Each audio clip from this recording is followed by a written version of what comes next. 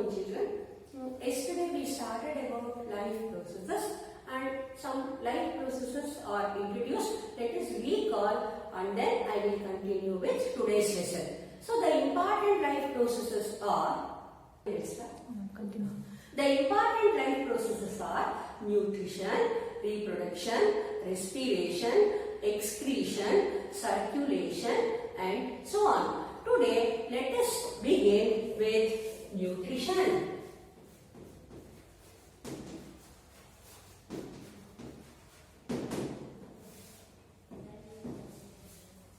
You have learned in lower classes also about this nutrition.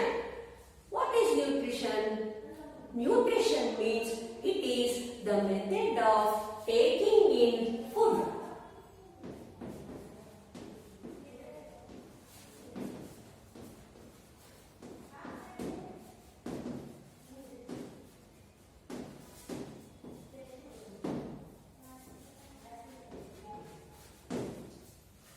The method of taking in food, it is always like it is not only for unicellular organisms or multicellular organisms. All organisms need food for their survival.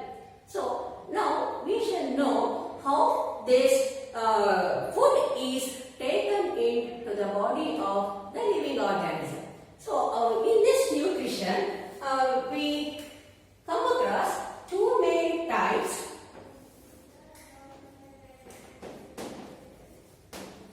Autotrophic nutrition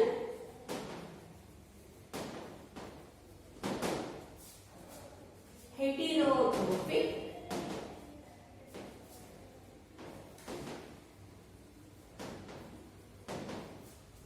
nutrition. Now let me introduce what is autotrophic nutrition. The term auto refers to self. In case of autotrophs, you have heard as autotrophs in the previous class.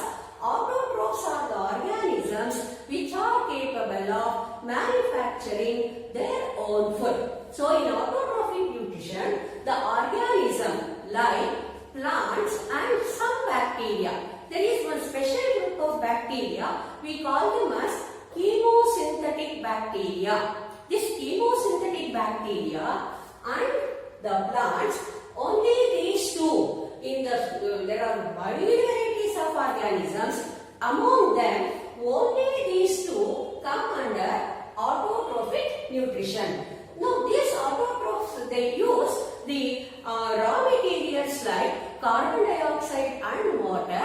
In the presence of sunlight, they are capable of manufacturing carbohydrates. See, every living organism needs carbohydrates. In the carbohydrates, especially the carbon part, the carbon is the basic element required for all the living organisms for performing various activities. So, because this carbohydrate will provide the energy and that energy is utilized by organisms for their various work. Now, let us know how the autotrophs manufacture their food. Autotrophs manufacture their food during a process called photosynthesis.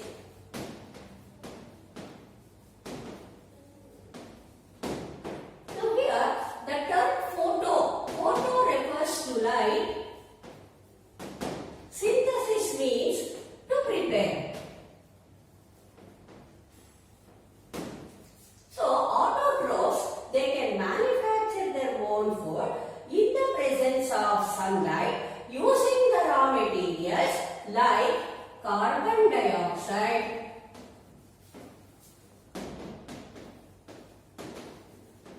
and water.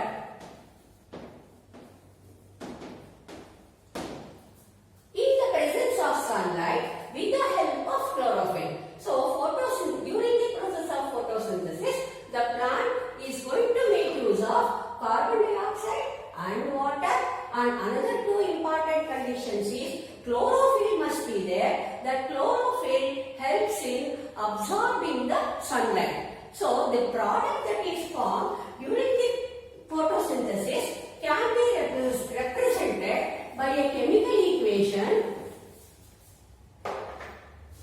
Look at the chemical equation of photosynthesis.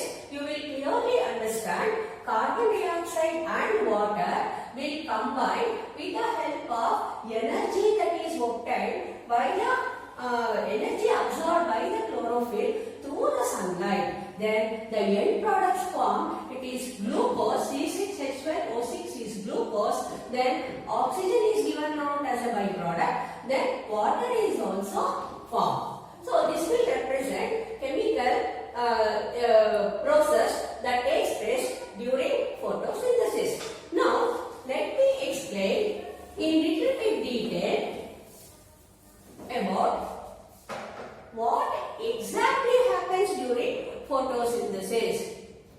So the first step in the process of photosynthesis is the chlorophyll is going to absorb sunlight and that will provide energy for the process. Then the energy that is absorbed by the sunlight through the chlorophyll, it is helpful for splitting up of water. Water is split into oxygen and hydrogen. Then third step is the liberated hydrogen has to unite with carbon dioxide and then carbohydrate is prepared. Since the prepared carbohydrate is in the form of simple sugar, if it remains like that, it gets dissolved, so it will get converted into starch.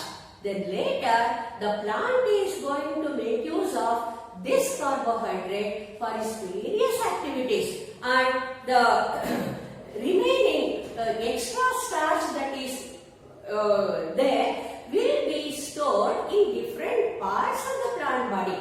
That is what we are eating. We may eat the root part, we may eat the stem part, in some we may eat the seeds, fruits and so on. So all these contain stored food material that is prepared by the plant.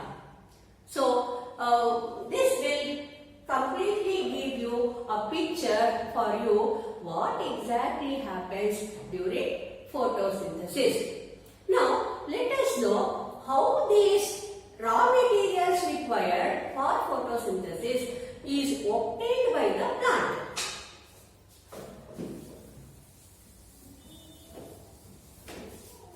Firstly, I told carbon dioxide is one raw material.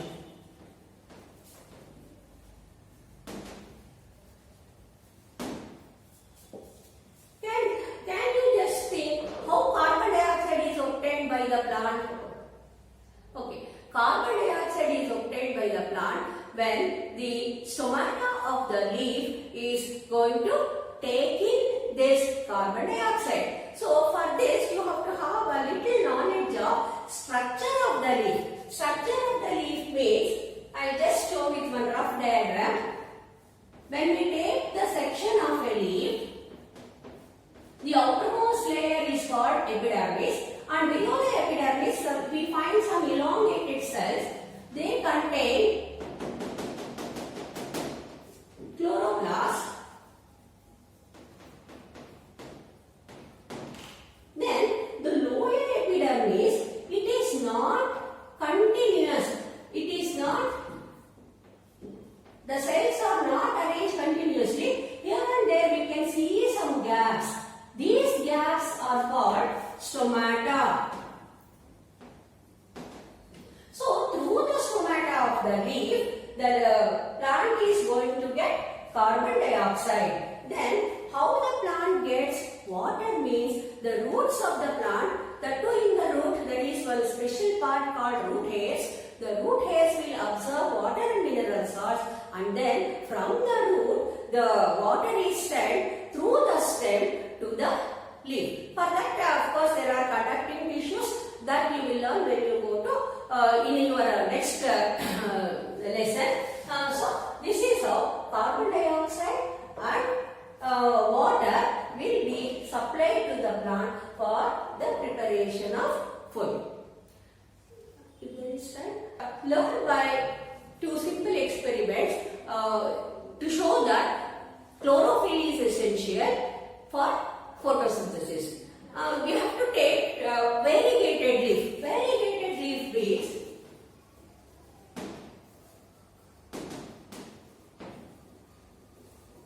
a variegated leaf is one in which you are not going to find the entire leaf is green. You must have seen this croton plant. In croton plant there are some yellow color portion as well as this green color portion. So not all the leaves are fully green. Some leaves are variegated. We have to take a variegated plant with a variegated leaf and we have to place this potted plant in a dark room for about 1 or 2 days. Then after placing it for 1 or 2 days, then the starch that is there in the leaf that will have been utilized, and now the entire plant should be kept in sunlight for about few hours. After keeping it for few hours, that means the next day in the presence of sunlight, the plant will have manufactured the food. Then like 2 or 3 days, then mark the area where there are green portion and then just press it on a sheet of paper. Then take this leaf and then boil the leaf in hot water, then add some quantity of alcohol to it. When we add alcohol, the green color portion of the leaf will be destroyed. To remove, otherwise if fully green color is there, when we are going to conduct the starch test, it will not give the required result. So we have to decolorize the leaf. When the leaf is decolorized, then take the leaf and add few drops of iodine solution. When we add few drops of iodine solution, then you are going to observe a color change. Wherever you have marked with the boundary, there you will see the bluish black color. The other portion where you have not marked, where it was with yellow color only, there is no change there because starch will not be prepared there. So, this experiment will help you to know chlorophyll is essential for preparation of starch. This is one simple experiment. I hope you have understood today's unit nutrition. Of course, I have taken only autotrophic nutrition. Thank you. Tomorrow I will continue with heterotrophic.